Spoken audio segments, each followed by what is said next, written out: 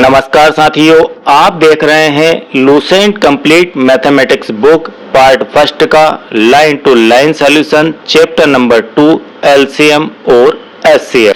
अब एक और इम्पोर्टेंट क्वेश्चन आपका क्वेश्चन नंबर 11। लूसेंट बुक को कहा जाता है सक्सेस ऑफ की। तो आप यहाँ पर लूसेंट का कोई भी क्वेश्चन स्किप ना करें, प्रत्येक क्वेश्चन इम्पोर्टेंट है और हर क्वेश्चन के अंदर बहुत ही लॉजिक है। तो आपको इस क्वेश्चन के लिए 1 मिनट का टाइम पर्याप्त होना चाहिए। ज़्यादा से ज़्यादा 1 मिनट स्पेंड करके इस क्वेश्चन को कंप्लीट करना है। 84 व 108 के कितने कॉमन, ध्यान रखना, कॉमन फैक्टर होंगे। कॉमन मल्टीपल के सब्जेक्ट में हमने क्वेश्चन नंबर 10 और 9 कंप्लीट किया था, नहीं देखा हो तो उसे देख लेना। आपको 84 और 108 के बीच में कॉमन फैक्टर देखना है। जब भी कॉमन फैक्टर की बात आए आपको ध्यान आना चाहिए एचसीएफ का। आपको दी गई संख्याओं का एचसीएफ निकालना है। तो 84 और 108 का एचसीएफ देखते ही आपको पता हो जाना चाहिए कि क्या है। देखिए मैं शॉर्ट ट्रिक दिखाता हूँ आपको क्या है इसकी। आप इसे लिख सकते हैं 12 गुणित 7, 12 7 84। और आप 108 को क्या लिख सकते हैं, 108 को लिख सकते हैं 12 नमकी 108। कुल मिलाकर इनमें कॉमन क्या है, इनमें कॉमन है आपका यहाँ पर 12। ठीक है, इसके बाद कोई कॉमन नहीं दिखाई देता है। बड़े से बड़ा कॉमन, हाईएस्ट कॉमन इसका 12 है। ठीक है, कॉमन फैक्टर इन दोनों के जो गुणनखंड है उनके अंदर से आपको कॉमन निकालना है। तो 12 है, तो आपका यहाँ पर सीधे सीधे एचसीएफ हो जाएगा 12। अब आपको इतना दिमाग में आ जाना चाहिए कि यहाँ पर पूछा जा रहा है कि कॉमन गुणनखंड क्या होंगे 84 और 108 के। तो जो 12 है इस 12 के गुणनखंड होंगे वही इन सभी के कॉमन गुणनखंड होंगे। उनके नंबर पूछे गए हैं कि कितने होंगे। तो आपको कितने के लिए क्या करना है, 12 के कॉमन फैक्टर निकाल लेना, 12 के फैक्टर निकाल लेना है। तो 12 के फैक्टर क्या क्या होंगे, एक तो 1 होगा, एक 2 होगा, एक 3 होगा, एक 4 होगा, 5 नहीं होगा, एक 6 होगा और एक 12 होगा। ये सब 12 के फैक्टर होंगे। 1 2 3 4 5 और 6। कुल मिलाकर आपका यहाँ पर आंसर सी राइट हो जाएगा। बहुत ही आसान है, लेकिन इसके लिए आपको याद रखना होगा ट्रिक। ठीक है, अब आपसे यदि पूछा जाता है यहाँ पर कि कॉमन गुणज क्या है, तो कॉमन गुणज करने के लिए आपको एलसीएम निकालना होता है और एलसीएम का मल्टीपल जो है वही उसके गुणनखंडों के नंबर होते। ठीक है, चलिए इसके बाद क्वेश्चन नंबर 12। क्वेश्चन नंबर आपका 12 भी क्वेश्चन नंबर 11 के है पैटर्न पर है। 60 और 72 के आपको कॉमन फैक्टर निकालना है, उनके नंबर कितने होंगे यह बताना है। तो 60 को क्या लिख सकते हैं आपको ध्यान आना चाहिए कि इसमें आपको निकालना है इन दोनों का एचसीएफ। एचसीएफ निकालने के लिए आप लिख सकते हैं 12 गुणित 5, 12 पंजे 60। इसके बाद सिंगल ही इसके अंदर कॉमन होना चाहिए। कोई ऐसा नंबर देख लीजिए, जैसे 12 मैंने देख लिया। उसके बाद 12 छंकी होता है 72। अब 5 और 6 दोनों कोरिलेट नहीं है। ठीक है, इन दोनों के कोई कॉमन फैक्टर नहीं है। देन आपका यहाँ पर एचसीएफ हो सकता है सीधा सीधा 12 या 12 हो जाएगा। ये क्लियर हो गया। अब हमें निकालना है इसके कॉमन फैक्टर। तो सीधे सीधे 12 के जो फैक्टर हैं वो है 1 2 3 4 6 और 12। कुल मिलाकर इनके जो नंबर है वह नंबर है आपके 6। तो 6 आपके कहाँ पर आते हैं, डी ऑप्शन आपका यहाँ पर राइट हो जाएगा। चलिए इसके बाद क्वेश्चन नंबर 13। क्वेश्चन नंबर 13 एक और इम्पोर्टेंट क्वेश्चन है। हर एक क्वेश्चन इम्पोर्टेंट है, बार बार कहने की आवश्यकता नहीं है। 960, 1020 और 1200 का महत्तम समापवर्तक क्या होगा। आप जाएंगे मेथड पर और मैं जाऊंगा कैलकुलेटेड ट्रिक के ऊपर। चलिए देखते हैं कैसे निकालेंगे। बिल्कुल आपको इसके लिए 30 सेकंड दिए जाते हैं। आप 30 सेकंड के अंदर इसे कैलकुलेट कैसे करेंगे। 960, 1020 और 1200, इसका आपको ज्ञात करना है एचसीएफ। अब आप इसमें एक जीरो हटा दीजिए, एक जीरो यहाँ से यहाँ से यहाँ से, आप एक जीरो के बदले में यहाँ 10 लिख दीजिए ऑलरेडी। ठीक, चलिए आगे बढ़ें। 96 को आप क्या लिख सकते हैं, 96, 102 और 120 को ऐसा कुछ सोचिए कि फटाफट ये इन सभी के बीच में एक कॉमन नंबर आ जाए। एक कॉमन नंबर दिख रही है मुझे 6, आप 96 को लिख सकते हैं 16 गुणित 6। 102 को आप लिख सकते हैं 17 गुणित 6, 17 छंके 102, और 120 को लिख सकते हैं 20 गुणित 6। इन सभी के बीच में कॉमन क्या है, 6 यहाँ पर, 6 यहाँ पर, 6 यहाँ पर। आप कहेंगे सर इनके बीच में और कॉमन देख लेते हैं, तो यहाँ पर 16 है, यहाँ पर 17 है और यहाँ पर 20 है। क्या इनके बीच में कोई कॉमन आ सकता है? 16 और 20 के बीच में तो आ सकता है, लेकिन यहाँ पर 17 होने के कारण प्रत्येक क्वेश्चन के अंदर आपको ट्रिक लागू होगी। इसी प्रकार से वह क्वेश्चन बनाया जाता है, मेथड पर जाने के लिए वो क्वेश्चन नहीं बना है। तो 17 के कारण 20 और 16 भी आपका यहाँ पर स्किप हो गया। कुल मिलाकर इसका एचसीएफ जो है यहाँ पर 6 आता है। अब फाइनली हमारा एचसीएफ हो गया यहाँ पर 60। तो आपको कितना समय लगा इसे करने के लिए? 30 सेकंड पर्याप्त होते हैं। तो आप फाइनली आंसर बी को यहाँ पर राइट कह सकते हैं। आंसर बी आपका यहाँ पर 60 है। ठीक है, चलिए इसके बाद क्वेश्चन नंबर 14। क्वेश्चन नंबर 14 बहुत ही आईएमपी क्वेश्चन है और इसके लिए आपको 10 सेकंड दिए जाएंगे। मात्र आपको 10 सेकंड में से कैलकुलेट करना है। यहाँ पर एक कैनोनिकल फॉर्म दिया गया है, यहाँ पर दूसरा दिया गया है, यहाँ पर तीसरा दिया गया है। इनके आपको निकालना है एचसीएफ। ठीक है, इनका निकालना है एचसीएफ। कैसे निकालेंगे? एचसीएफ मतलब कॉमन फैक्टर, कैनोनिकल फॉर्म के कॉमन फैक्टर निकालना है। कॉमन फैक्टर के अंदर एच से अर्थ होता है हाईएस्ट। ठीक है, हाईएस्ट मतलब किसी को भी नहीं छोड़ना है, सभी को लेना है, जो भी कॉमन हो फैक्टर हो। अब चलिए इसमें से देखते हैं। अब आपका कॉमन यहाँ पर क्या आ रहा है? 2 की घात 5, 2 की घात 4, 2 की घात 3। कुल मिलाकर एचसीएफ में एक आपका आ गया 2 की घात 3 आ गया। चलिए अब आपके पास 5 यहाँ पर है, 5 यहाँ पर है, 5 यहाँ पर भी है। यहाँ 5 की पावर 1 है, ये 5 की पावर 1 है, इसलिए हम 5 की घात 1 को यहाँ पर रख लेते हैं। चलिए इसके बाद आगे बढ़ते हैं। 7 की घात 2 यहाँ पर है, इसमें 7 नहीं है, इसमें 7 है। तो अब आप क्या करेंगे? इसमें 7 को नहीं लेंगे।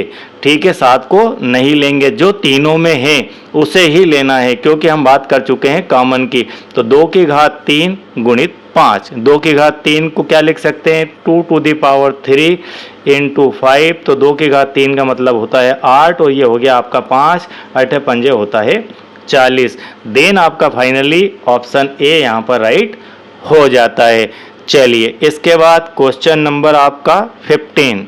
क्वेश्चन नंबर 15 बहुत ही आईएमपी क्वेश्चन है। इसमें आपके कई प्रकार के नॉलेज को चेक किया जा रहा है, इसलिए यह आईएमपी क्वेश्चन है। अब यहाँ पर कैनोनिकल फॉर्म में ये दिए गए हैं, इनके आपको महत्तम समापर तक निकालना है। तो यहाँ पर पावर जो दी गई है वो माइनस में दी गई है। ठीक है, माइनस में दी गई। हो सकता है कि इसके अंदर मिक्स पावर भी दे दे आपको हो सकता है कि प्लस पावर भी इसके साथ में आ जाए। तो प्लस पावर में अलग कंडीशन होगी और माइनस पावर में अलग कंडीशन होगी।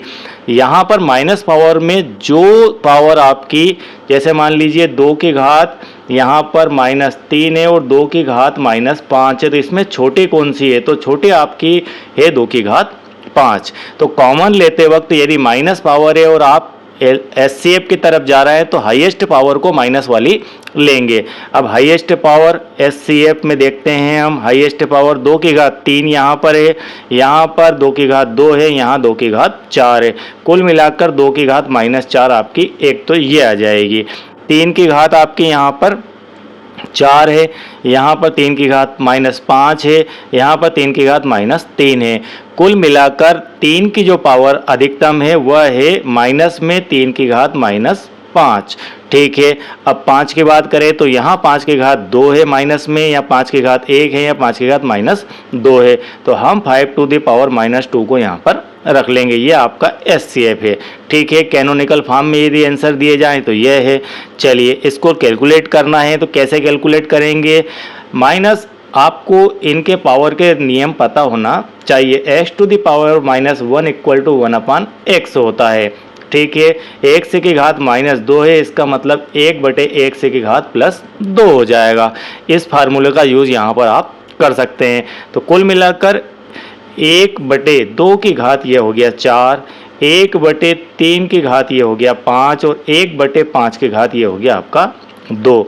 अब इसे कैलकुलेट कर लीजिए। 1/2 की घात 4 का क्या अर्थ है? 2 की घात 4 का अर्थ होता है 16। 2 दूना 4, 4 दूना 8 और 8 दूना 16। 1/3 की घात 5, 3 की घात 5 को यदि आप कैलकुलेट करें तो आपका फाइनली यहाँ पर आ जाता है 243, ठीक है।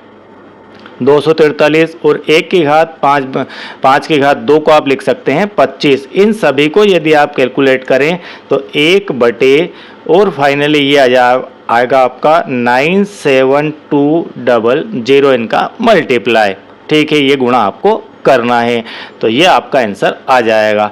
अब आप इसे देख के यदि सी वाला आंसर दे देते हैं तो भी गलत है, तो वापस से इसे माइनस में कन्वर्ट करना होगा हमें इसको बनाने के लिए। फाइनली आप इसको लिख सकते हैं 97200 टू द पावर -1। -1 से ये जो है अंश में आ जाता है, न्यूमरेटर में जाता है और डिनोमिनेटर में जाने के बाद ये प्लस हो जाता है इसका पावर। तो आपका फाइनली आंसर यहाँ पर डी बन जाएगा। चलिए इसके बाद क्वेश्चन नंबर 16। क्वेश्चन नंबर 16 भी एक इम्पोर्टेंट क्वेश्चन है। प्रश्न संख्या 14 का लघुत्तम होगा। इसको करने के लिए हमें क्वेश्चन नंबर 14 की ओर जाना होगा। चलिए ये 14 है, इसका एलसीएम आपको निकालना है। एलसीएम निकालने के लिए आप यहीं पर निकाल लेते हैं इसे एलसीएम। आपको मैक्सिमम पावर लेना है। एलसीएम के अंदर मैक्सिमम कॉमन मल्टीपल लेना है। कॉमन मल्टीपल से अर्थ होता है कि जो भी बड़ी पावर है उसे आपको रखना होगा। मल्टीपल के लिए सभी मल्टीपल को रखना होगा और फैक्टर के लिए आप छोटी पावर को रखेंगे। ये इसका बेसिक फ़र्क है। और यदि एलसीएम और एचसीएफ का बेसिक वीडियो आपको देखना है, ये सारी चीज़ें समझना है, तो प्ले लिस्ट में आपको देखने को मिल जाएगा। चलिए मैक्सिमम पावर रखते जाते हैं। मैक्सिमम पावर है इसकी यहाँ पर 2 की घात 5 यहाँ पर है, 2 की घात 4 यहाँ पर, 2 की घात 3, तो 2 की घात यहाँ पर 5 आ जाएगी 14 नंबर क्वेश्चन से। चलिए 3 की पावर की बात करें तो 3 की पावर यहाँ पर 3 है, यहाँ पर 3 की पावर 2 है। तो आपको सभी को रखना है, इसके अंदर छोड़ना किसी को नहीं है। तो 3 की घात यहाँ पर आपने 3 रख ली मैक्सिमम। अब चूंकि हम कॉमन मल्टीपल देख रहे हैं, ठीक है, इसलिए सभी को लेंगे, छोड़ना किसी को नहीं है। अब चलिए 5 की बात करते हैं तो 5 की घात 3 है, यहाँ 5 की घात 2 है, तो ये आपने 5 की घात 3 रख लिया। अब यहाँ 7 की घात 2 है, यहाँ पर 7 अकेला है, तो फाइनली आप 7 की घात 2 को ले सकते हैं। अब चलिए क्वेश्चन नंबर हम वापस हमारे 16 के ऊपर चलते हैं। तो क्वेश्चन नंबर 16 में कहाँ पर है ये? 2 की घात 5, उसके बाद 3 की घात 2, 3 की घात 3, 5 की घात अपनी 3 और 7 की घात 2। ऑप्शन सी आपका यहाँ पर राइट हो जाएगा। 2 की घात 5, 3 की घात 3, 5 की घात 3 और 7 की घात 2। ये हमारा आंसर है जो कि सी के अंदर दिया गया है। 14 नंबर क्वेश्चन को इसमें ऐड किया गया है। चलिए इसी प्रकार से आपका एक और क्वेश्चन नंबर 17 आपका यहाँ पर है। प्रश्न संख्या 15 का लघुत्तम समापवर्तक क्या होगा? क्वेश्चन नंबर 15 का हमें एलसीएम निकालना है। यह हमारा क्वेश्चन नंबर 17 है। इसके लिए हमें वापस से क्वेश्चन नंबर 15 को रीड करना होगा। यह आपका क्वेश्चन नंबर 15। क्वेश्चन नंबर 15 में जो कैनोनिकल फॉर्म दिए गए हैं, इन सभी का उपयोग हम क्वेश्चन नंबर 17 के लिए करेंगे। तो हम 17 का आंसर देख रहे हैं, हमें निकालना है एलसीएम। हम जानते हैं कि जब हम दी गई संख्याओं के एलसीएम निकालते हैं तब हमें यदि कैनोनिकल फॉर्म दिया गया है तो उसमें से बड़ी पावर को रखते हैं। यहाँ पर चूंकि पावर आपकी माइनस में है, तो जो पावर माइनस में है वह जितनी ज़्यादा है वह उतनी छोटी है, और छोटी जो पावर है माइनस में वह बड़ी है। हम देख चुके हैं कि x की घात यदि -2 है और x की घात यदि -4 है तो इसमें से बड़ी संख्या कौन सी है, तो आपकी जो है यह बिग संख्या है, आपकी बड़ी संख्या h⁻² होगी। तो एलसीएम में हम बड़ी पावर को लेते हैं। ठीक है, अब एलसीएम निकालने के लिए देखते हैं 2 की पावर, यहाँ पर 2 की घात 3 है, यहाँ पर 2 की घात -2 है, यहाँ पर 2 की घात -4 है। कुल मिलाकर 2 की घात -2 को हम यहाँ पर ले लेंगे। इसके बाद 3 की घात -4 है, यहाँ 3⁻⁻5 है, यहाँ 3⁻3 है। तो हम 3⁻³ को रख लेते हैं। इसके बाद 5⁻2 है, यहाँ 5⁻1 है और यहाँ 5⁻2 है। देन यहाँ पर 5⁻1 वालों को रख लेंगे। ठीक है, ये हो गए हमारे। चलिए इसको हम कर लेते हैं कैलकुलेट इस प्रकार से होगा। हमारे ऑप्शन के ऊपर डिपेंड करता है, ऑप्शन आपको इस प्रकार से नहीं दिए गए हैं। ऑप्शन को कैलकुलेट करने के बाद यहाँ पर आंसर में दिया गया है, तो हम इसे लिख सकते हैं 1/2⁻², इसे लिख सकते हैं 1/3⁻³ और इसे लिख सकते हैं 1/5⁻1। 1/2 की घात 2 को आप लिख सकते हैं यहाँ पर 4, 3 की घात 3 को लिख सकते हैं 9, 3 × 9 9 × 27, इसे 27 लिखा जा सकता है। और 5 की घात 1 को आप 5 लिखेंगे। ठीक है, चलिए इनका कर लेते हैं मल्टीप्लाई। 27 यहाँ 5 चौको 20, 1/20 गुणित 1/27। यहाँ 27 का आप 20 से गुणा करेंगे तो क्या आएगा, फाइनली इसको कैलकुलेट करें तो 1/540 आ जाता है और हम इसे फाइनली लिख सकते हैं 540⁻1।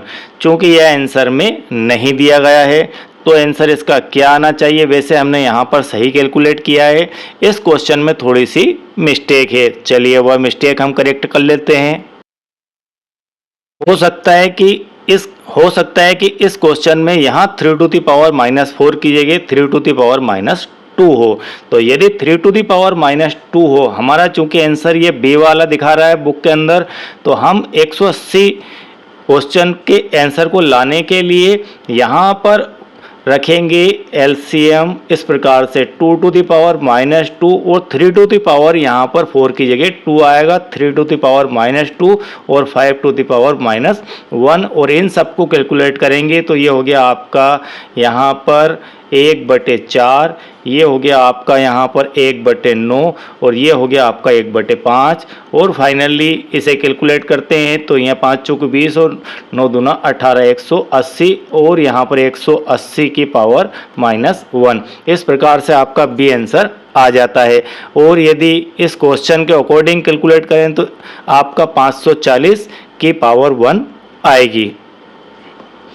चलिए इसके बाद क्वेश्चन नंबर 18, क्वेश्चन नंबर 20। इस प्रकार के क्वेश्चन अमूमन एग्जाम में पूछे जाते हैं और यह एक IMP क्वेश्चन और इस प्रकार के क्वेश्चनों को करने के लिए ज़्यादा से ज़्यादा आपको 30 सेकंड इन्वेस्ट करना चाहिए। देखिए इसका फार्मूला क्या है, चूंकि ये क्वेश्चन आपसे फर्स्ट टाइम यहाँ पर आ रहा है अभ्यास में, इसलिए इसको थोड़ा धैर्य से समझ लेते हैं। दी गई संख्याएं हमारी दी गई भिन्न है 2/3, 4/5 और 6/7। इसका हमें निकालना है लघुत्तम समापवर्तक मतलब एलसीएम। तो एलसीएम जब भी भिन्नों का निकाला जाएगा तो जो अंश है न्यूमरेटर है, ये सारे के सारे ऊपर न्यूमरेटर है, ये सारे आपके डिनोमिनेटर है। तो न्यूमरेटर का आप निकालेंगे एलसीएम, एलसीएम में न्यूमरेटर का एलसीएम तो 2, 4 एंड 6 का आपको निकालना है एलसीएम और 3, 5 एंड 7 का निकालना है आपको एचसीएफ। ठीक है, एलसीएम की कंडीशन में न्यूमरेटर में हम जो है एलसीएम निकालेंगे और डिनोमिनेटर में एचसीएफ निकालेंगे और एचसीएफ की कंडीशन में न्यूमरेटर में एचसीएफ और डिनोमिनेटर में एलसीएम। ठीक है, चलिए नेक्स्ट क्वेश्चन आएगा तब उसे भी समझेंगे। 2, 4 और 6 का एलसीएम क्या होगा। 2, 4 और 6 का एलसीएम क्या होगा, तो यहाँ पर सीधे सीधे आप कह सकते हैं 2, 4 और 6 का एलसीएम 12 होगा, क्योंकि एलसीएम हमेशा बड़े नंबर, ये चीज़ आप हमेशा बेसिक में याद रखिए, 2, 4 और 6 है, एलसीएम हमेशा 6 का मल्टीप्लाई ही होगा, या तो 6 हो सकता है या 6 से मल्टीप्लाई कोई नंबर हो सकता है। कुल मिलाकर जिसमें 2 का और 4 का भाग चला जाए तो वह आपका है 12। यहाँ 3, 5 एंड 7 इन दोनों के बीच में कोई भी तीनों के बीच में कोई भी कॉमन फैक्टर नहीं दिखाई दे रहा है 1 के अलावा, इसलिए इसका एलसीएम 1 ही होगा। ठीक है, फाइनली आपका यह आंसर हो जाता है। तो यहाँ पर जो 12 है वह दिया गया है डी के अंदर, आपका आंसर डी यहाँ पर राइट हो जाता है। चलिए इसके बाद क्वेश्चन नंबर आपका 21 भी क्वेश्चन नंबर 20 को रख के पूछा गया है महत्तम। तो आपको यहीं पे मैं निकाल के दिखा देता हूँ इसका एचसीएफ देख लेते हैं इसका क्या होगा। चलिए आंसर नंबर आपका 21, यहाँ पर एचसीएफ पूछा गया है।